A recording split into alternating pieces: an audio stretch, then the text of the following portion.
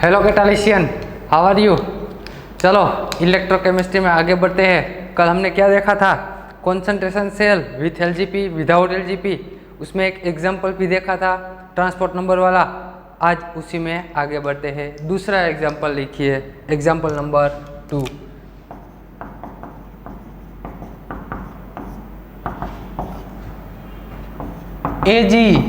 AgCl HCl, ये रहा हमारा liquid junction potential HCl, AgCl and Ag।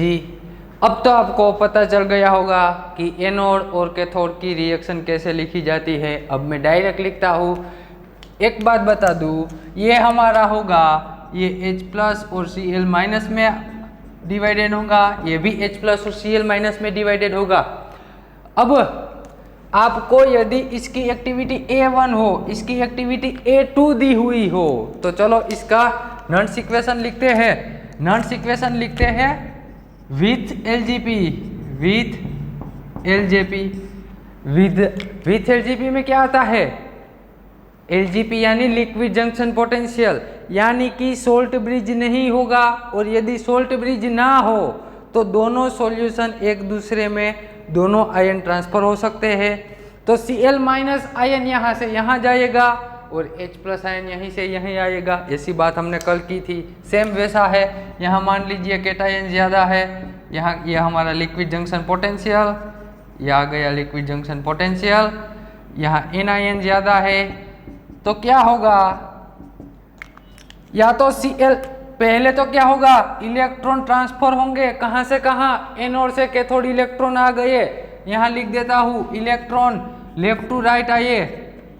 अब क्या होगा, जब इलेक्ट्रॉन लेफ्ट टू राइट आ गए तब हमारा चार्ज क्या हो गया, चार्ज इम्बैलेंस हो गया।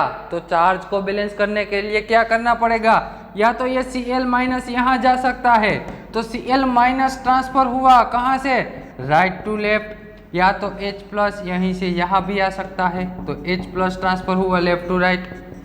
ये बातें आपको मालूम है। उसी के हिसाब से हमें यहाँ एनोड और कैथोड की रिएक्शन लिखनी है। तो चलो एनोड और कैथोड की रिएक्शन लिखते हैं।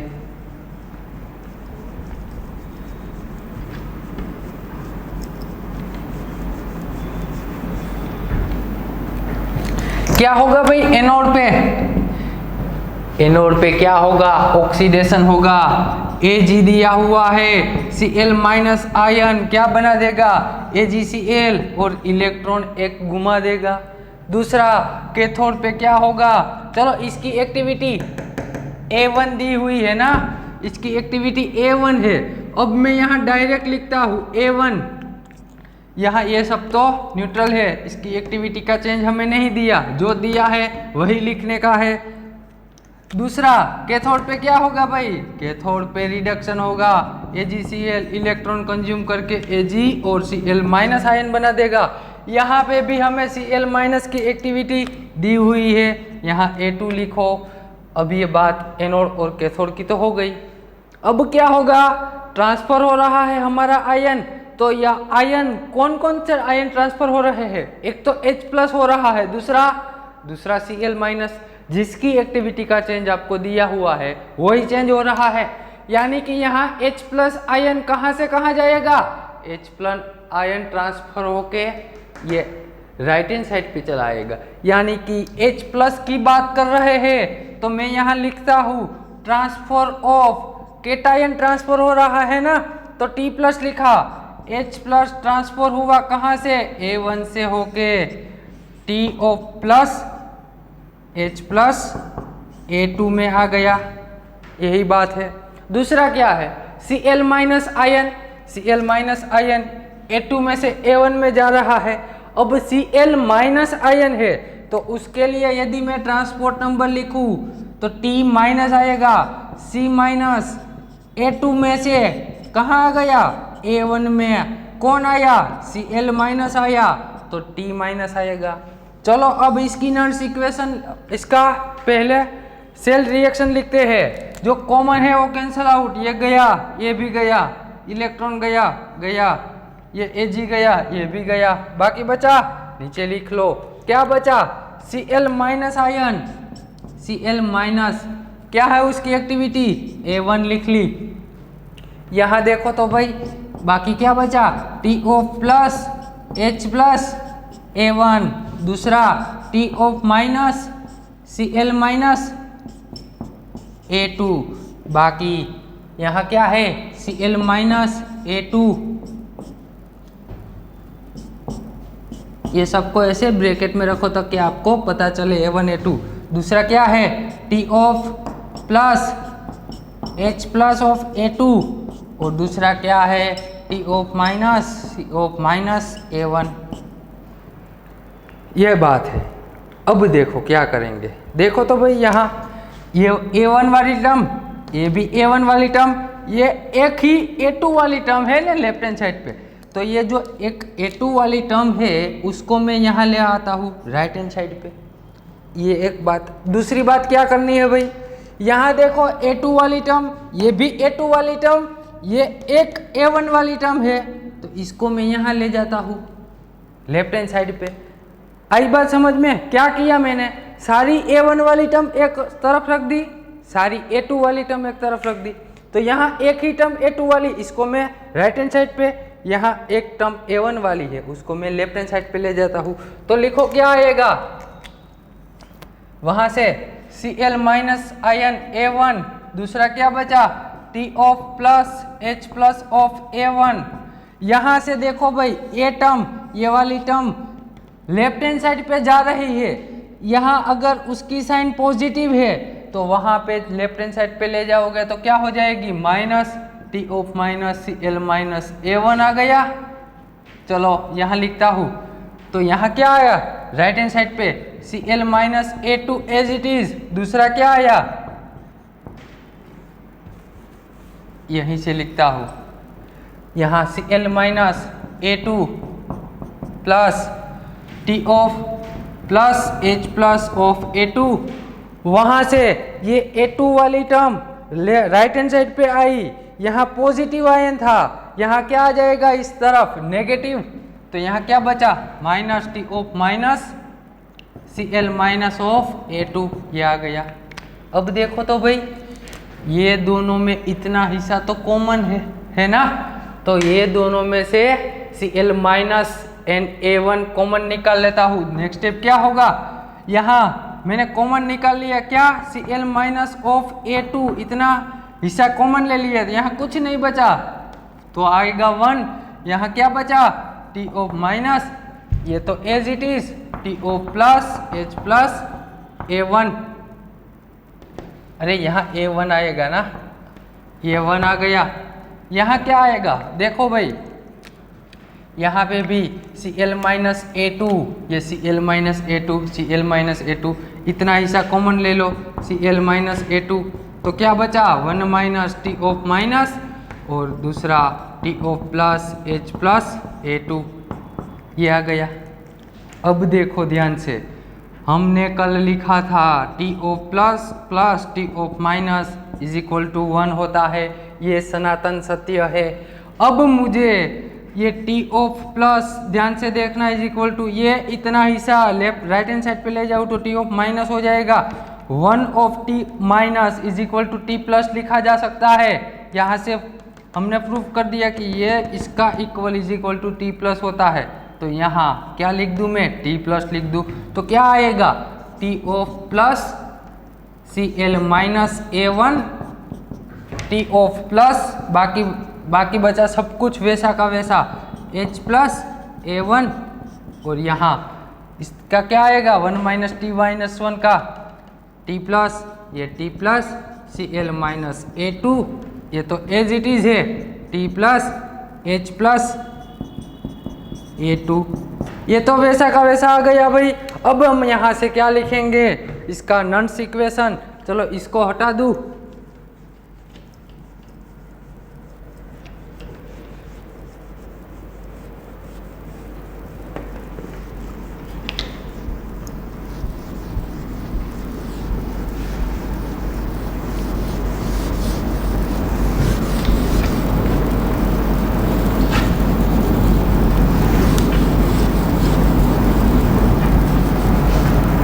इसकी भी ज़रूरत नहीं।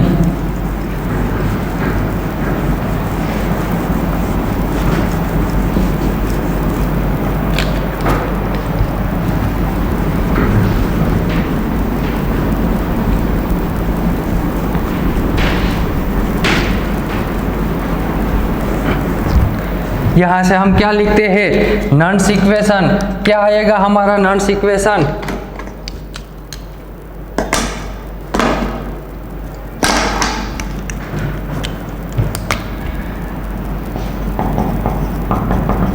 applying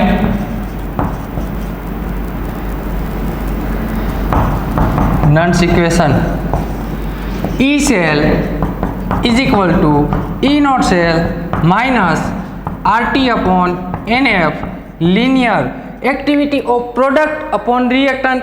देखो भाई प्रोडक्ट में क्या है, प्रोडक्ट में दो आयन है H प्लस और Cl माइनस। H प्लस की एक्टिविटी A2, इसकी एक्टिविटी भी A2 है, दोनों की एक्टिविटी A2 आ गई तो क्या लिखेंगे, कल हमने लिखा था कि ये नेगेटिव आयन की एक्टिविटी है तो मैं इसको -2 लिख दूं, और ये किसकी है, पॉजिटिव की, तो ये +2 हो जाएगा। यानी कि यहाँ से क्या आ गया, A+2 A-2। लेकिन देखो ये Cl के कोफिशिएंट में है ना, ये Cl माइनस आयन का कोफिशिएंट क्या है, T+, तो ये कहाँ चला जाएगा, उसके पावर में, ये दोनों उसके पावर में चले गए। यहाँ पे भी T+, ये भी T+, ये पावर में चले गए। बाकी बचा रिएक्टेंट में यहाँ भी A1, यहाँ पे भी A1। ये एनायन का एक्टिविटी, ये केटायन की, तो एनायन की कैसे लिखेंगे, A-1, ये केटायन की A+1, लिख लो A-1 A+1। अब देखो ये T+ के कोफिशिएंट में, तो इसके पावर में चला गया, ये उसके पावर में चला गया। अब हम जानते हैं क्या, अरे बताओ क्या जानते हैं, ये प्लस और माइनस, ये भी प्लस और माइनस, दोनों को क्या कर देंगे, कंबाइन। कल जैसा किया था अब वैसा ही इक्वेशन आ गया। चेंज अब कहाँ आएगा, कहीं पे भी चेंज, जो एग्जाम्पल हमने कल सोल्व किया था वैसे का वैसा ही है, सिर्फ चेंज क्या आ गया, वहाँ 1 2 थे, यहाँ 2 1 आ गए, वहाँ दोनों की रिएक्शन चेंज हो गई। ये किसके है, विथ रिस्पेक्ट टू एनायन में है। ई सेल आप जानते हैं इसका आंसर 0 आता है, तो इसको मैं नहीं लिखता। NF लीनियर, ये दोनों को कंबाइन कर दो, +or-2, ये T+ आएगा ना, लेकिन 2T+ हो जाएगा, ये दोनों को मिला के 2T+। यहाँ बचा क्या बचा, A+or-1 2T+, ये आ गया हमारा इक्वेशन। अब दोनों के पावर सेम है तो दोनों को मैं कॉमन निकाल लूँ, तो क्या आएगा, E cell is equal to -RT upon NF linear A+or-2 डिवाइडेशन में A+or-1 whole square 2T+, 2T+ उसकी पावर है। अब लीनियर के टर्म वाली पावर कहाँ चली जाती है, आगे चली जाती है, तो फाइनल इक्वेशन क्या आएगा, E cell is equal to 2T+। ध्यान से देखना, 2T+ आया, आगे चला आया, यहाँ नेगेटिव साइन है ऑलरेडी, ये दोनों को यदि मैं चेंज कर दूँ, ये 2 डिवाइडेड बाई 1 है ना, ये दोनों को मैं उल्टा दूँ तो आगे क्या आएगी, ये दोनों को उल्टाने से आगे नेगेटिव साइन आती है, नेगेटिव नेगेटिव पॉजिटिव हो जाएगा, तो RT अपॉन NF लीनियर, मैंने दोनों को चेंज कर दिया, A+or-1 डिवाइडेशन में A+or-2, ये आ गया हमारा ई सेल विथ LJP। क्या आया भाई, LJP, विथ LJP, ये हमारा नॉन्स इक्वेशन आ गया। आगे बढ़ते हैं, ये अभी तो सिर्फ विथ LJP मिला है ना, अभी तो हमें विदाउट LJP बाकी है सोल्व करना।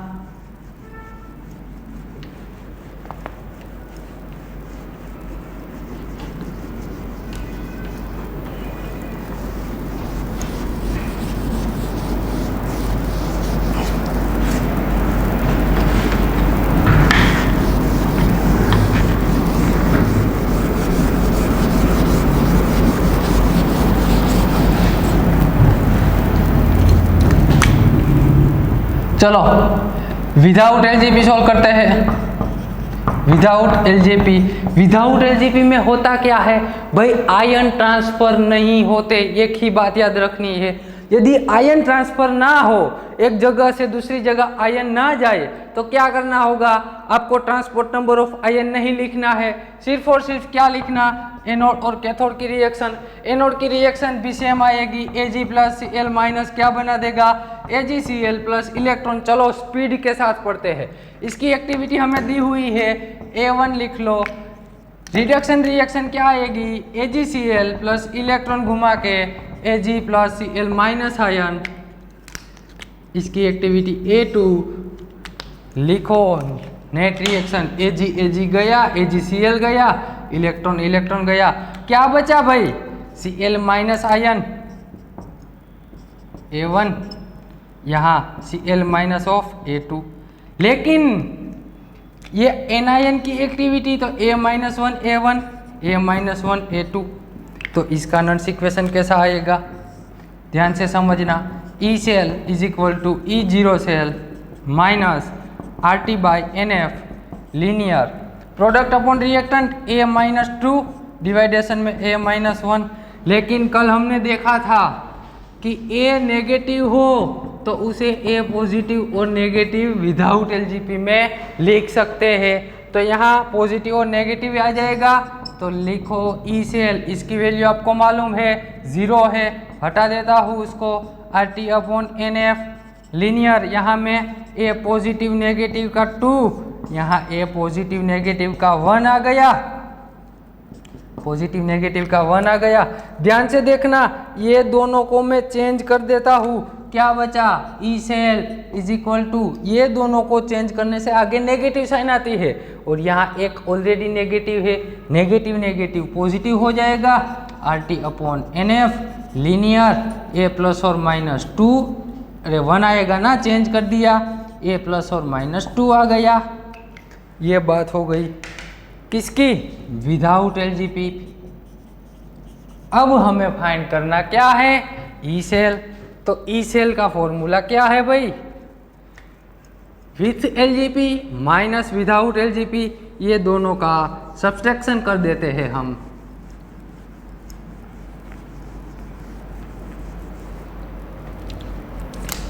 ई सेल इज इक्वल टू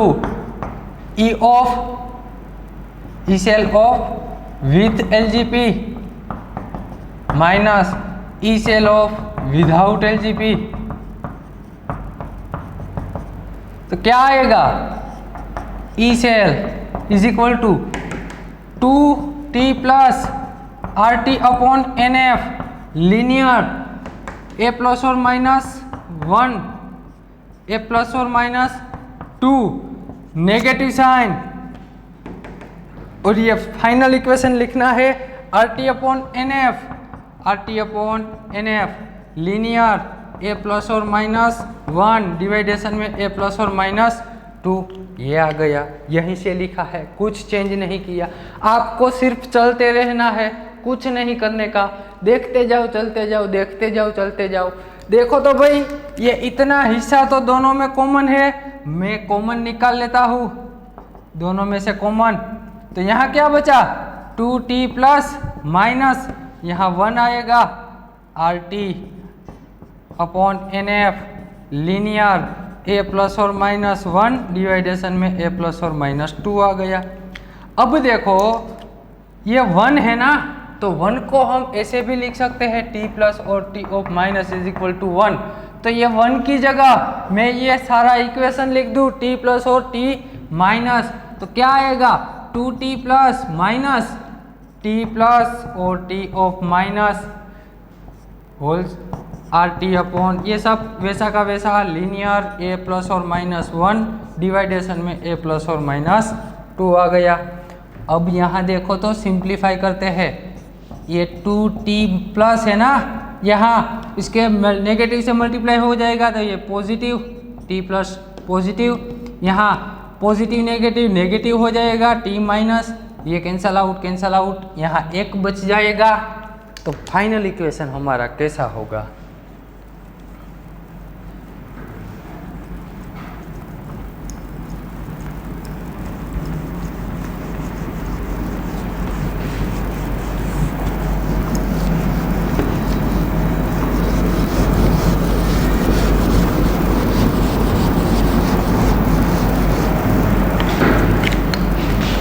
यहाँ ये दो टी प्लस में से एक टी प्लस कैंसल आउट हो गया, तो ई सेल क्या बचा, T of plus minus T of minus R T upon N F linear A plus और माइनस 1 डिवाइडेशन में ए प्लस और माइनस 2 आ गया। ये था हमारा फाइनल आंसर। आई बात समझ में, ये आंसर हमारा फाइनल हो गया। ये था हमारा जब ट्रांसफ़र आयन ट्रांसफ़र दे हुई है तब। कभी कभी एग्ज़ाम में ये क्वेश्चन पूछ लेते हैं, इसको लिए आपको आना चाहिए और इसकी प्रैक्टिस करनी होगी। जितनी ज़्यादा प्रैक्टिस करोगे उतनी स्पीड आएगी और एक्यूरेसी भी आएगी, गलती नहीं होती। लेकिन यहाँ बहुत लंबा है और लंबा हो जब एग्जाम्पल जब लंबा हो तब गलती होने के चांसेस बढ़ जाते हैं, क्योंकि हम एग्ज़ाम में स्पीड से करेंगे सोल्व। स्पीड में कभी कभी गलती हो जाती है, लेकिन वो गलती ना हो इसलिए आपको अभी से ज़्यादा प्रैक्टिस करनी होगी। आगे बढ़ते हैं, एग्जाम्पल सोल्व करते हैं।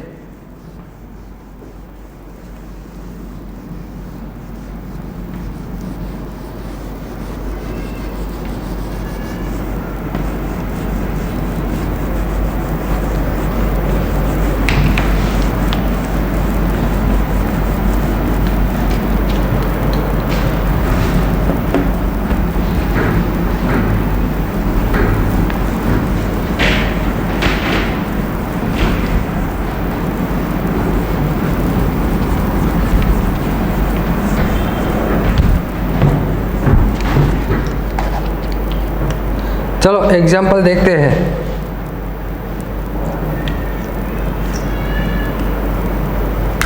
Calculate the E cell, question लिखिए। कैलकुलेट द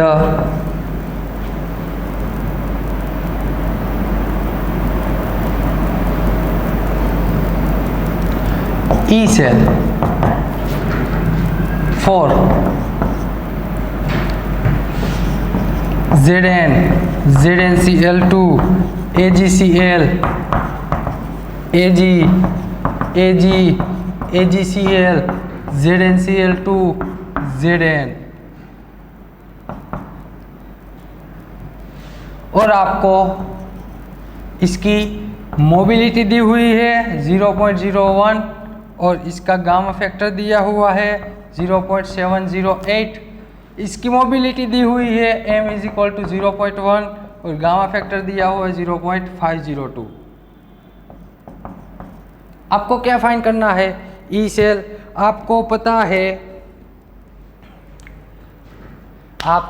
है कि इसका ई नोट सेल कॉन्सेंट्रेशन सेल है, इसका ई नोट सेल तो 0 हो जाएगा। अब एक बात रही, ये मोबिलिटी और गामा फैक्टर दोनों अलग अलग दिए हो तो डर मत जाना, क्योंकि एक्टिविटी क्या होती है, mobility into gamma. Mobility into क्या होती है, गामा फैक्टर होती है। ये दोनों का सम मल्टीप्लिकेशन ही हमारी क्या होती है, एक्टिविटी होती है। अब देखो यहाँ किसकी दी हुई है भाई, जिंक की, ZnCl2 की। अब उसकी एक्टिविटी कैसे लिखी जाएगी, Cl2Cl- आएंगे, इसका आयोनाइजेशन करो तो ऐसा आएगा। वैसे ही मान लीजिए मैं इसकी एक्टिविटी A कह दूं तो इसकी एक्टिविटी, ये एक्टिविटी ऑफ केटायन की हो गई, ये एक्टिविटी ऑफ एनायन हो गया। आई बात समझ में। लेकिन यहाँ कितने एनायन है भाई, 2 एनायन है, तो एक्टिविटी कैसे लिखी जाती है, activity A is equal to क्या आएगा, प्लस और माइनस की एक्टिविटी लिखनी हो तो क्या लिखेंगे हम कि A ऑफ केटायन की एक्टिविटी, एनायन की एक्टिविटी, और ये जो कोफिशिएंट आया वो पावर में चला गया। यही आएगी ना, यही एक्टिविटी आएगी। ऐसा ही लिखते हैं हम, वो आयोनिक स्ट्रेंथ में भी ऐसा ही लिखेंगे, अभी देखेंगे हम।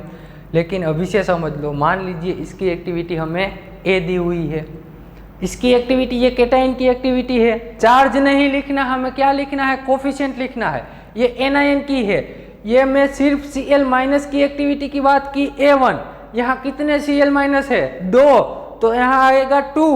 और activity of cation into activity of anion, यहाँ एनायन 2 है तो ये पावर में चला जाएगा।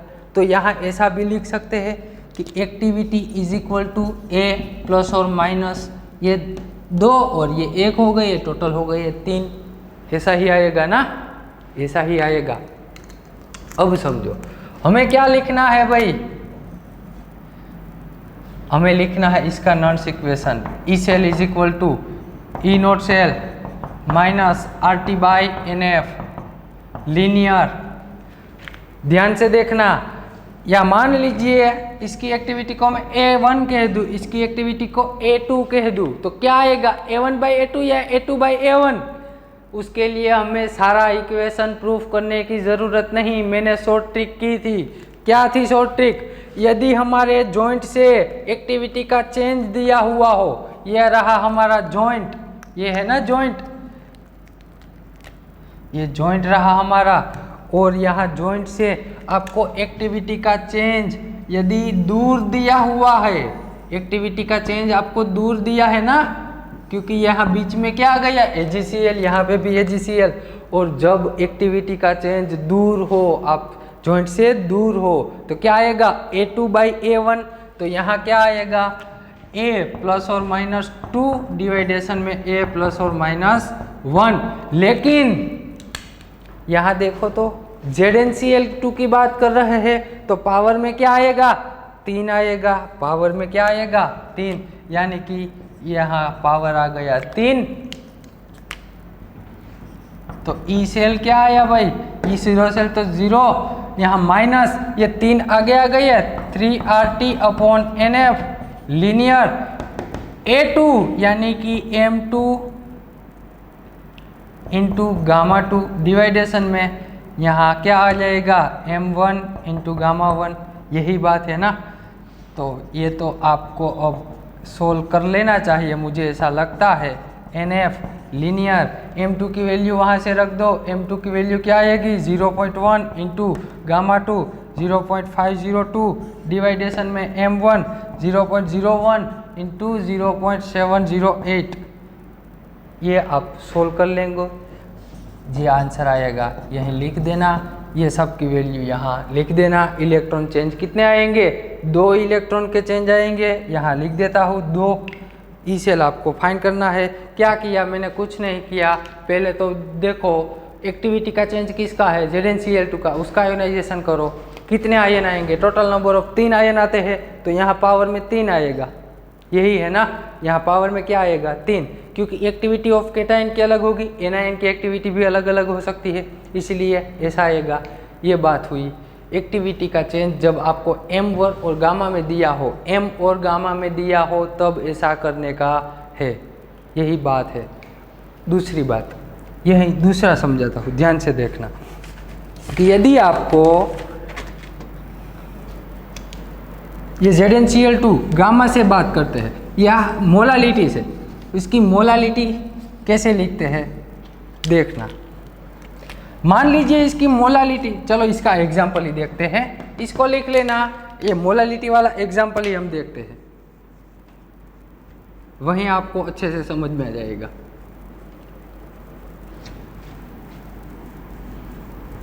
ये CSIR नेट का क्वेश्चन है।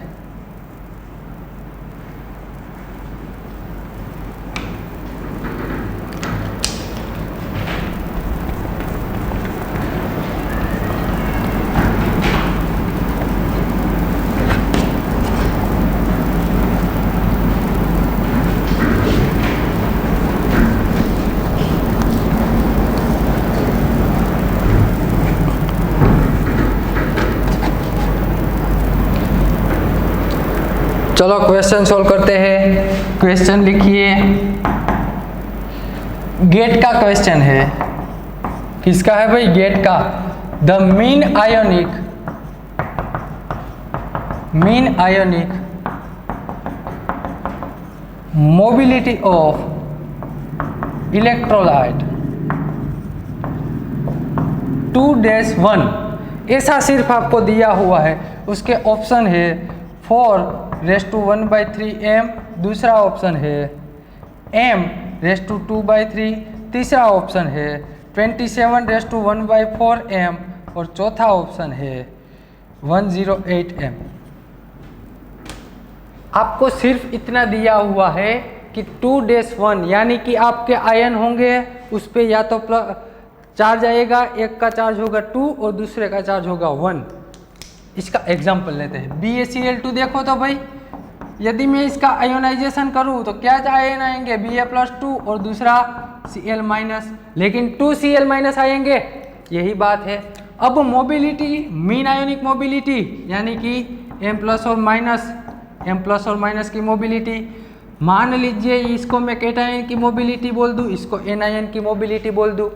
यदि केटायन की मोबिलिटी हो उसका भी आंसर अब हमें M ही में लिखना है, क्योंकि हमें ऑप्शन किस में दिए है, M में। मीन आयोनिक बोला है ना, तो दोनों की मोबिलिटी तो M ही आएगी और इसकी मोबिलिटी भी M आएगी। लेकिन यहाँ सिर्फ M नहीं आएगा, क्योंकि यहाँ चार्ज भाई कोफिशिएंट कितना है, 2। हमने ये जो M लिखा वो सिर्फ एक Cl- के लिए लिखा है।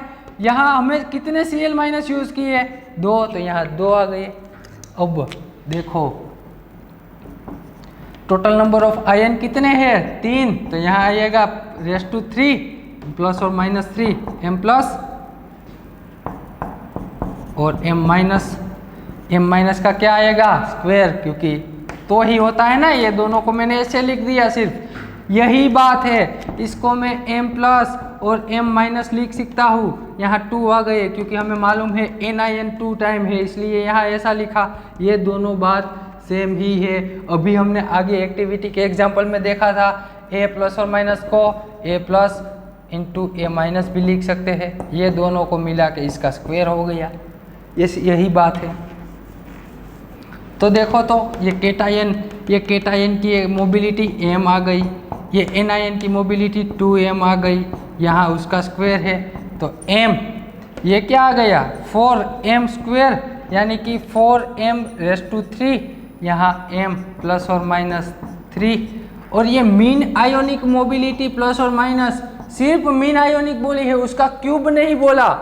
तो इसको यहाँ से मैं हटा दूँ, ये 3 है तो ये क्यूब को मैं हटा दूँ तो यहाँ क्या आएगा 4 1⁻³ और M, इसका भी क्यूब चला जाएगा तो ये आ गया हमारा आंसर 4⁻⁴M, यानी कि हमारा पहला ऑप्शन 4⁻⁴ हमारा आंसर।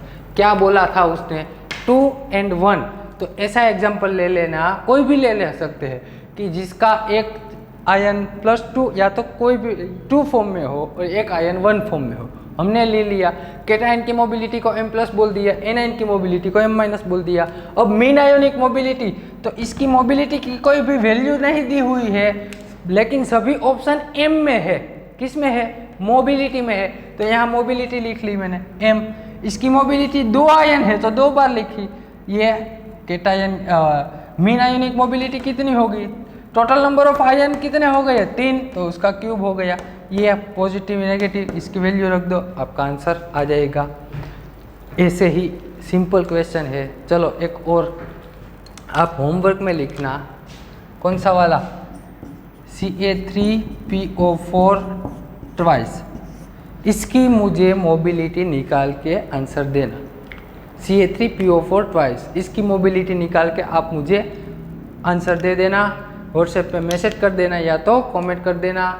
आगे बढ़ते हैं।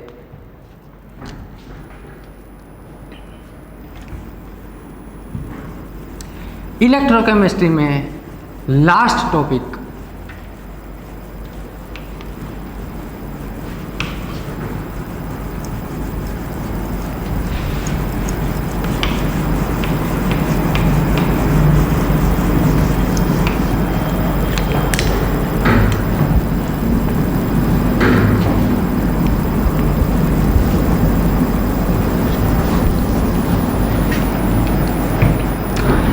इलेक्ट्रोकेमिस्ट्री में last topic ionic strength. Ionic strength यानी कि I हो गया, इसका फॉर्मूला जानते हैं, = 1/2 CiZi²। Ci क्या है भाई, कॉन्सेंट्रेशन है। Ci यानी कि कॉन्सेंट्रेशन, लिखते जाओ एग्जाम्पल सोल्व करेंगे इसके अभी। जेड यानी कि चार्ज, क्या है भाई, चार्ज है। अब ये आयोनिक स्ट्रेंथ को, आयोनिक स्ट्रेंथ इसकी डेफिनेशन लिख लीजिए। Ionic strength is a defined as a, ionic strength is a defined as a total electrical intensity of solution, total electrical intensity of solution is due to number of ion in solution। जितने ion होंगे उसके हिसाब से उसकी ionic strength decide होती है। तो इसका यहाँ से नंबर मान लीजिए, कोई सॉल्यूशन है उसमें एक से ज़्यादा आयन हो गई है तो क्या आएगा formula, C1Z1 square plus C2Z2 square plus C3Z3 square up to n number of आ सकते हैं। ये फॉर्मूला आपको याद रखना है। चलो इस पे एग्जांपल सोल्व करते हैं। गेट और नेट दोनों में काफ़ी बार ये सिंपल क्वेश्चन पूछे जा चुके हैं और आपको ये पोर्शन करना ही करना है, कुछ बड़ा नहीं है।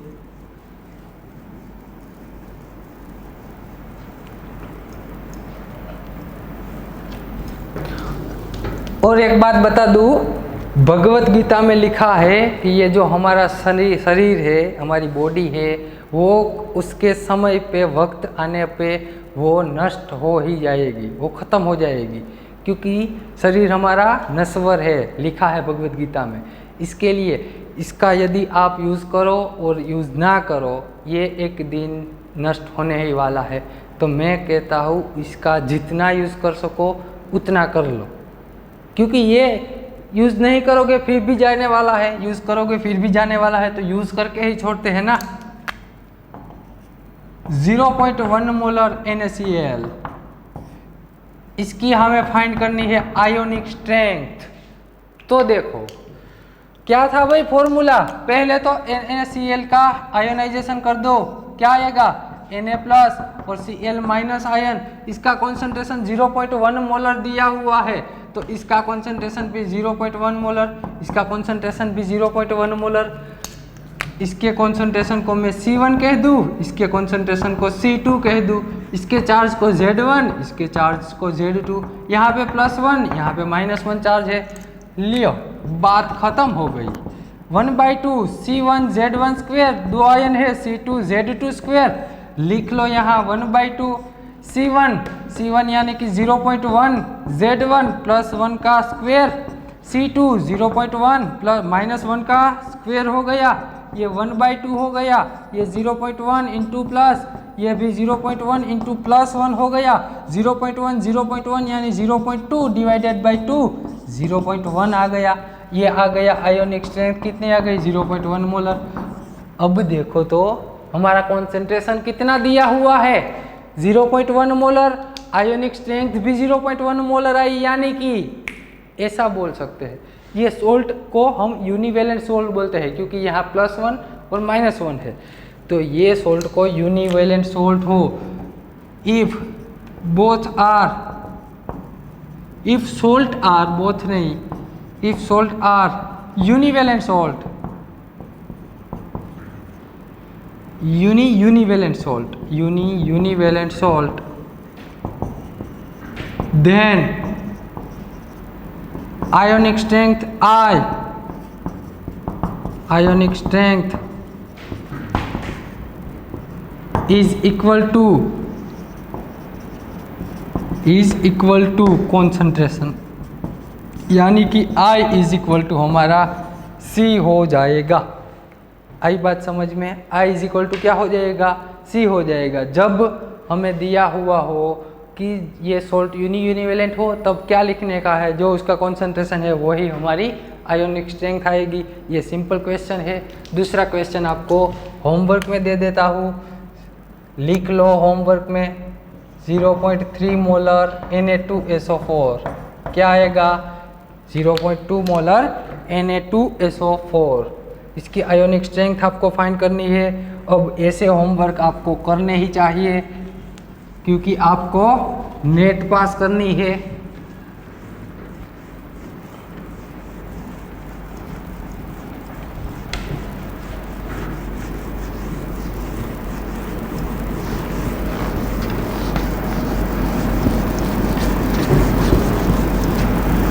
ये आपका होमवर्क हो गया। ये क्या है? होमवर्क है।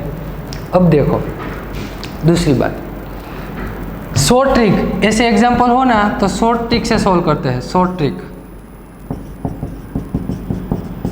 मान लीजिए आपका, मैं बात कर रहा हूं चार्ज रेशियो की, चार्ज रेशियो, और यहाँ पे आयोनिक स्ट्रेंथ आई की। चार्ज रेशियो 1:1 हो गया। 1:1 किसका होता है भाई? 1:1 होता है किसका? 1:1 होता है NaCl का। तो उसकी इंटेंसिटी मोलर में, यानी कि जो कॉन्सेंट्रेशन होगी उसकी आयोनिक स्ट्रेंथ आएगी।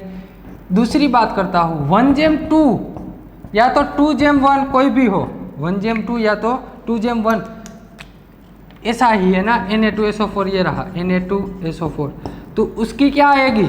उसकी आएगी 3m आएगी। Na2SO4, BaCl2 कोई भी चलेगा। बात आती है 2:2 की।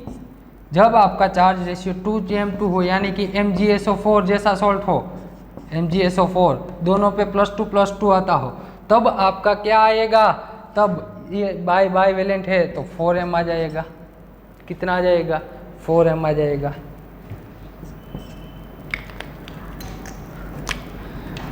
बात आती है 2:3 या तो 3:2 की।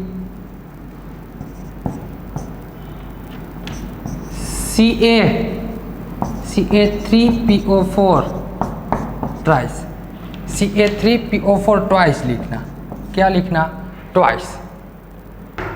इसका आप मुझे निकाल के देना, ये भी आपका होमवर्क। ये कितना आएगा ना, ये मुझे रेशियो इसकी मोलर, इसकी आयोनिक स्ट्रेंथ निकाल के देना कि यहाँ पे कितना आएगा। ये आपको लिखने का है। शॉर्ट ट्रिक में ये इतना तो कर दोगे ना आप स्मार्ट हो, मुझे पता है। चलो आगे बढ़ते हैं, एक और एग्जांपल लेते हैं। यहाँ क्या बचा अभी? अरे 3:1 तो बच गया ना, तो लिख लो 3:1 या तो 1:3। क्या सॉल्ट होगा? AlCl3। इसका क्या आएगा? 6 मोलर आएगा। कितना आएगा? 6 मोलर आएगा। 3:1 या तो 1:3। इसका आप निकाल के देना, मुझे व्हाट्सएप कर देना। आगे बढ़ते हैं, कुछ और एग्जांपल लेते हैं। ये शॉर्ट ट्रिक से डायरेक्ट आंसर आ सकते हैं।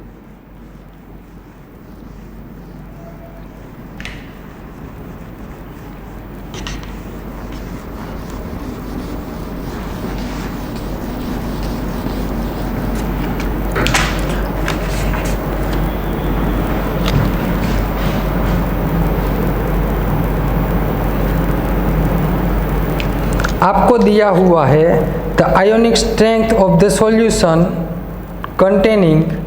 आपको फाइंड क्या करना है? क्वेश्चन है आपका, गेट का क्वेश्चन है। Get the ionic strength of the solution containing 0.1 molar CuSO4 and Al2SO4 इतना दिया हुआ है। तो आपको फाइंड क्या करना है भाई? Ionic strength. लेकिन ये दोनों का आपको कंबाइन दिया हुआ है कॉन्सेंट्रेशन। ऐसा मिले तब घबराना मत। इसका भी 0.1 मोलर, इसका भी 0.1 मोलर। तो लिखो भाई CuSO4 का आप डिल्यूशन करोगे तो क्या होगा? Cu+2 आयन, SO4 -2 आयन, कुछ भी नहीं है। इसके कॉन्सेंट्रेशन को C1, इसके कॉन्सेंट्रेशन को C2 बोल दो। दूसरा क्या सॉल्ट दिया हुआ है? Al2SO4। इसका आयोनाइजेशन करो, क्या मिलेगा? Al+3 2SO4 minus Al2SO4 tries होगा ना, Al2SO4 ट्राइज होगा, तभी चार्ज बैलेंस होगा। यहाँ 2 आएगा, यहाँ 3 आएगा। इसके कॉन्सेंट्रेशन को C3 बोल दो, इसके कॉन्सेंट्रेशन को C4 बोल दो, यही है। इसके चार्ज को क्या बोलना है? Z1, इसके चार्ज को Z2, इसके चार्ज को Z3, इसके चार्ज को Z4। क्या आएगा इसका कॉन्सेंट्रेशन, ध्यान से देखना, इसका 0.1 मोलर, तो ये 0.1 मोलर, ये भी कितना आ गया 0.1 मोलर, इसका कॉन्सेंट्रेशन भी 0.1 मोलर, ये एक एल का क्या आएगा 0.1 मोलर आएगा, लेकिन यहाँ कोफिशिएंट है तो क्या हो जाएगा 0.2 मोलर, ये दोनों को मल्टीप्लाई कर दीजिए, यहाँ 0.3 मोलर हो जाएगा। चार्ज आपको मालूम है +2 -2, यहाँ +3, यहाँ -2। Common formula I = 1/2 CI C1Z1² + C2Z2² + C3Z3² + C4Z4²। 4 ion है तो 4 बार लिखा हमने। अब नहीं सॉल्व करवाना, जाओ कर लेना खुद सारा कुछ। क्या मैं ही कर दूं? ये कर लेना, इसका आंसर जो भी आए।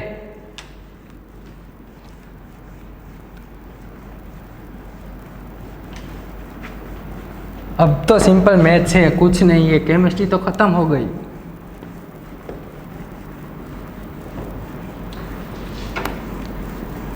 और किसी को दिक्कत हो तो मुझे बता देना, सॉल्व करवा दूंगा, ऐसा नहीं है कुछ। चलो कुछ अलग टाइप के क्वेश्चन देखते हैं। मान लीजिए क्वेश्चन आपको दिया हुआ हो 200 ml 0.2 मोलर Na2SO4 और दूसरा प्लस 400 ml 0.4 मोलर Na2SO4। इसकी आपको फाइंड करनी है आयोनिक स्ट्रेंथ। क्या फाइंड करनी है? Ionic strength. तो समझो, जब आपको पूरा क्वेश्चन पहले तो पढ़ो, दोनों में सोल्ट सेम दिए हुए हैं ना, दोनों के सोल्ट सेम हो तब एक नोट करके लिख लेना कि जब when salt are same, when salt are same, लेकिन उसका concentration but concentration and volume are different, are differ। जब दोनों के सोल्ट सेम हो, दोनों के कॉन्सेंट्रेशन अलग अलग हो, दोनों के वॉल्यूम भी अलग अलग हो, तब हम इसका कॉमन कॉन्सेंट्रेशन निकालेंगे। Concentration is equal to M1V1 plus M2V2 डिवाइडेशन में V1 प्लस V2। यही फॉर्मूला तभी आपको यूज करना है जब सोल्ट आपका सेम हो। ये दोनों सोल्ट सेम है, Na2SO4, ये भी Na2SO4, तब भी आपको उसका कॉमन कॉन्सेंट्रेशन निकालना है। क्या निकालना है? Common concentration. उसका फॉर्मूला M1V1 M2V2 डिवाइडेशन में V1 प्लस V2। M1 ये इसको मैं 1 नंबर बोल दूँ, ये सॉल्ट को मैंने 2 नंबर बोल दिया। इसका कॉन्सेंट्रेशन 0.2 मोलर, ये 0.2। इसका वॉल्यूम 200 ml, ml में से तो अभी ml में ही लिखते हैं। M2 इसका कॉन्सेंट्रेशन 0.4 हो गया, इसका वॉल्यूम 400 ml हो गया। V डिवाइडेशन में वॉल्यूम इसका 200 ml प्लस इसका 400 ml, क्या आएगा 2 × 2 4, 2 1 0 गया 4 0, यहाँ 4 × 4 1 6, 1 0 गया 1 0 आया, ये 6। अब टेंशन मत लेना, ऐसे कैलकुलेशन आप कर सकते हैं, आपको कैलसी दिया मिलेगा। यहाँ क्या बचा 200 डिवाइडेशन में 600, ये 0 0 कैंसल आउट, यहाँ 1/3 यानी 0.033 मोलर आपको दिया हुआ, आपको मिल गया Na2SO4 का 0.33 मोलर। अब क्या करेंगे भाई? अब इसका आयोनाइजेशन 2Na प्लस SO4 - 2, इसका कॉन्सेंट्रेशन 0.3, लेकिन 2 आयन है तो 0.6, इसका कॉन्सेंट्रेशन 0.3, इसका चार्ज +1, इसका charge -2। Common formula 1/2 C1Z1² plus C2Z2²।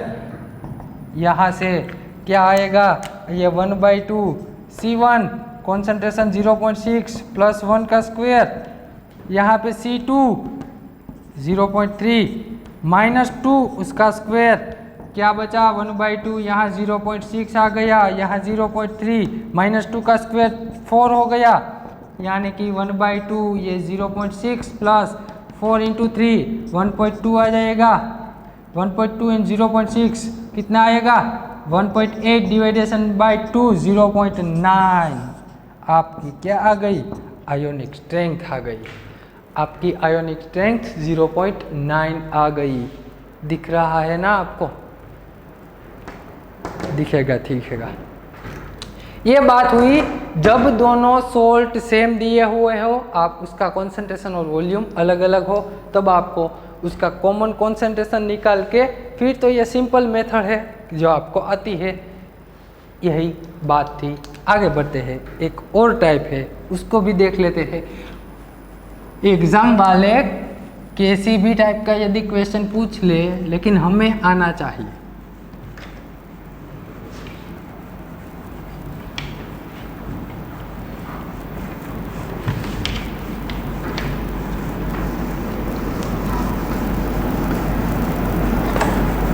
और एक बात बता दूं, कभी भी ऐसा मत बोलना, मान लीजिए आपको ये मैंने सिखाई सारी इलेक्ट्रोकेमिस्ट्री आ गई, फिर भी ऐसा मत बोलना कि मुझे सारी इलेक्ट्रो आती है, मुझे सारी इलेक्ट्रो आती है, क्योंकि इलेक्ट्रो बहुत ही बड़ी है, बहुत ही इलेक्ट्रोकेमिस्ट्री बड़ी है।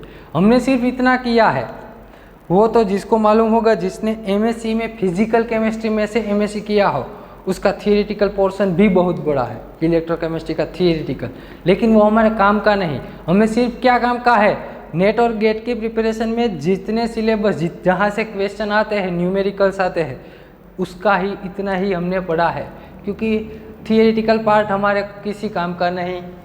और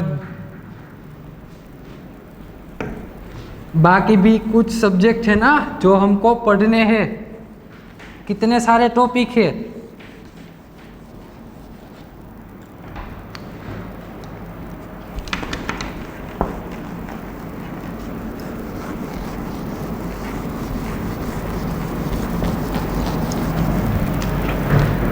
चलो last example, equal volume of question,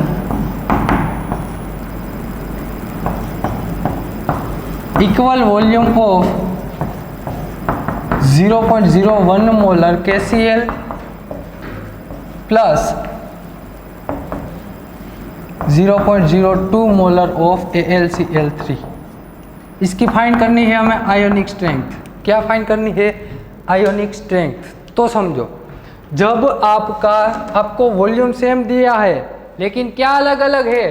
concentration अलग अलग है, सोल्ट भी अलग अलग है।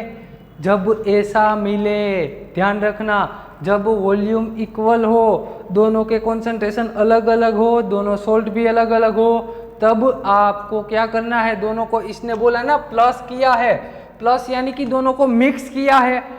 और मिक्सिंग करने से क्या होता है? लिखो भाई, after mixing this solution,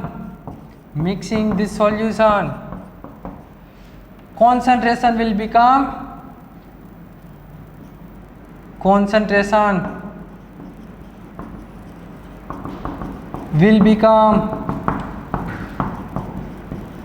half. Concentration क्या हो जाएगा आपका? हाफ हो जाएगा। यानी कि इसका कॉन्सेंट्रेशन 0.01 मोलर KCl है, उसका कॉन्सेंट्रेशन कितना हो जाएगा?